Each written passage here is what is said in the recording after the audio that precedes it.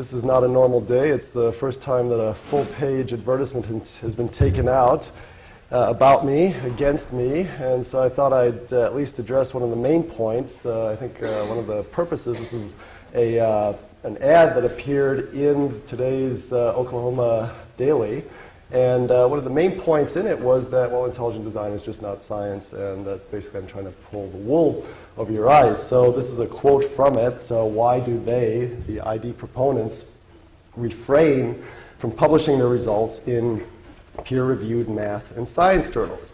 Well, I'd like to put the lie to that. Here's one article.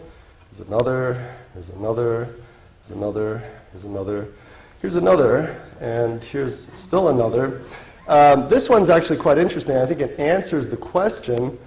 Steve Meyer published this article in the Proceedings of the Biological Society of Washington.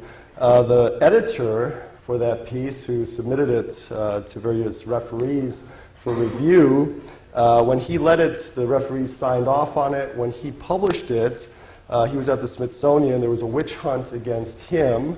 He nearly lost his job there. Steve Meyer was attacked and ridiculed for publishing this article.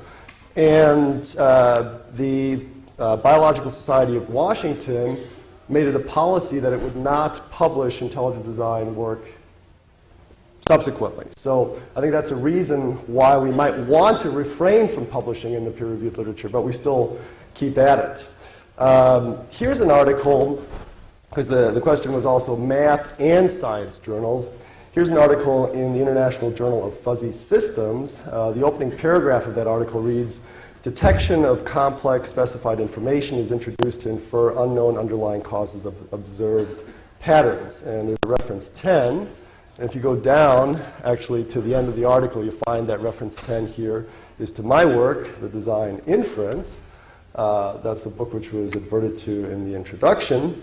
This appeared in Cambridge Studies in Probability, Induction, and Decision Theory. And on the board of that, this is a monograph, okay? So it's in a sense, it's a research paper that's too big to fit in a journal, so you write a book about it. And it's got a full academic editorial board. One of the editors was John Harsanyi, who won the Nobel Prize with John Nash. There were several members on the National Academy of Sciences there. Paul Davies, who is a very well-known science writer and actually has done some very good science himself, in characterizing this work, says Dembski's attempt to quantify design or provide mathematical criteria for design is extremely useful. I'm concerned that the suspicion of a hidden agenda is going to prevent that sort of work from receiving the recognition it deserves. Strictly speaking, you see, science should be judged purely on the science and not on the scientists. It makes me look perhaps a little disreputable, but at any rate, it's saying judge the work on its own basis. And let me just call this up.